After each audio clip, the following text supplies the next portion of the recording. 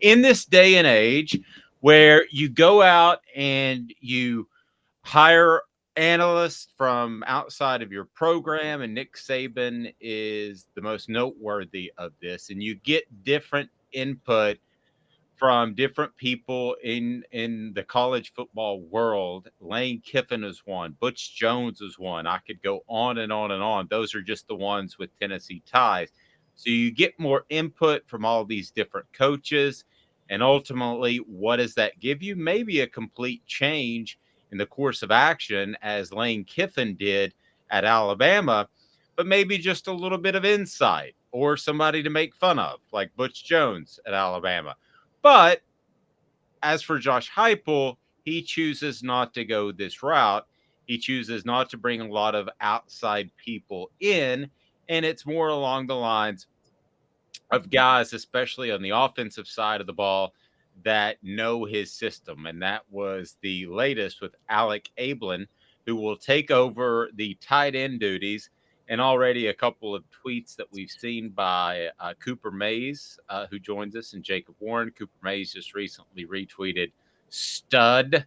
So the guy's barely old enough to rent a car. He's 27 years old, and he suddenly has a great position on an up and coming staff. Let me start with this before we talk about Abeln specifically. Is Tennessee doing the right thing by hiring from within and growing analysts that actually, in this case, was a former player back at Missouri and an assistant coach, a grad assistant, I should say, at Central Florida with Josh Heupel? Is this the right approach by Josh Heupel? What say you, Caleb? It's hard for me to say. This is the second analyst he's promoted, because last year he promoted Kelsey Pope to replace Cody Burns. That was his first promotion. Kelsey Pope became wide receivers coach. That made sense. I think wide receiver is a position where you are doing a good bit of coaching. Particularly Kelsey Pope developed Cedric Tillman. Okay. Tight ends coach, I don't know if it's the right move across the board, because I feel like there are some positions where you just need to find a recruiter. And we know that the only concern surrounding Josh Heupel going forward at this point is if he's going to be able to continue to recruit at a high level. I thought tight ends coach, this was a good opportunity for him to find somebody on a national level that was just a historic, proven recruiter to come in and help recruit for Tennessee. Because again, you're coaching tight ends. There's not really much to what you're doing at that point. That's one side of the thought. But on the other side, I have to say, Josh Heupel has been doing this for 5 years now since he's taken over at UCF. He, except for a couple of times, I think he brought in Alex Golesh from somewhere else when he was at UCF. But he firmly believes in his system and what he's doing. He knows the offense is his offense. So for him, it seems like continuity matters more than anything else. And since all of his promotions have been on the offensive side of the ball and then not the defensive side of the ball, why not promote from within? Why not give other people chances to grow and develop? And honestly, I think that's somewhat, if you're going to be successful, helps your own coaching tree, which, I don't think it can be understated that coaches that have a spread out coaching tree have a good bit to sell too on the recruiting trail, if you want to bring that in.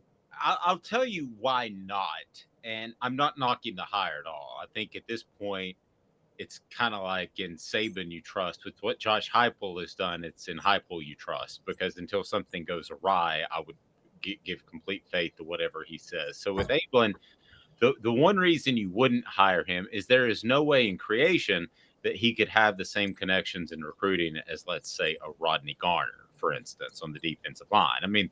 Just age is going to develop those type of connections in recruiting. But let me tie something else into Rodney Garner, which I'm planning on writing about today. I've been told that obviously Rodney Garner, I'm not knocking his defensive line expertise, but he is known for being a recruiter first and foremost, right? Right. Yeah. Right. He was the guy who went to church with some prospects' families back in the day. And, he's hardcore about that. And he is a recruiter, and he is a good defensive line. He's a great recruiter and a good defensive line coach. So I've been told that they're talking to Robert Ayers, who was coaching at Oak Ridge, about possibly bringing him as one of these analyst roles. And I think there's a lot of potential for that. Ayers doesn't necessarily need the money. You can't work with guys on the field specifically, but can he help in terms of fundamentals and pass rush and that sort of thing from a defensive end position. Goodness gracious, he was in the NFL for so long. I would have trouble believing that he couldn't pass along a ton of knowledge. So I that's my only concern. Your full-time guy typically would be your guy that's out on the recruiting trail. Again, in Heupel, you trust. Okay, I'm not knocking the hire whatsoever, and I'm certainly not being negative about the hire. And I think the fact that Jacob Warren and Cooper Mays have already retweeted and said that he's a fantastic coach says a lot. And the other side of that, a great recruiter is oftentimes young and energetic. So maybe that offsets the connections that he would have in the recruiting world. But, Caleb, I just think you do have to be mindful of always in the SEC, other than the coordinators, thinking recruiting first. So maybe Heupel's done that. Maybe the youth brings that exuberance and more prospects in. It's just a wait and see thing. We're still, it seems like Josh Heupel's been the coach for 5 or 6 years, but it's just been 2. I agree. I think actually 3 spots. Coordinators, both coordinators, and I think quarterback coach. I think quarterback coach is really crucial too in terms of understanding and developing talent. I'm with you. Everywhere else, maybe receivers and secondary and linebackers, like there's a little bit of a split, but you're right. Defensive line, wide receiver, defensive line, tight end, and definitely running backs. Like more than anything, running backs. That should only be recruiters at that point. And I do think that this type of hire should be made for recruiting, but I also think that this is just a philosophy of Josh Heupel's, quite honestly. And we'll have to see how it plays out. Maybe there is a recruiting edge by hiring Alec Abeln that we don't know about yet. He has been at Ole Miss. He has deep SEC ties for his young age. So that could help. But you're right. We'll have to see.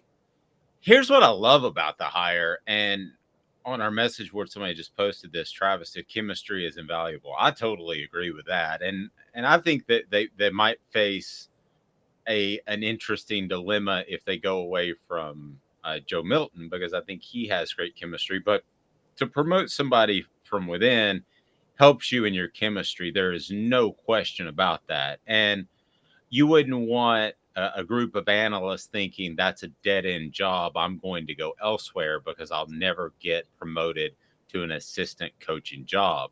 So it all relies on Heupel's shoulders. And at this point, it's just like whoever he selects a quarterback, if he sticks with Milton or he goes with Nico, Abeln, or somebody else, you just have to give him the benefit of the doubt based off what he has done.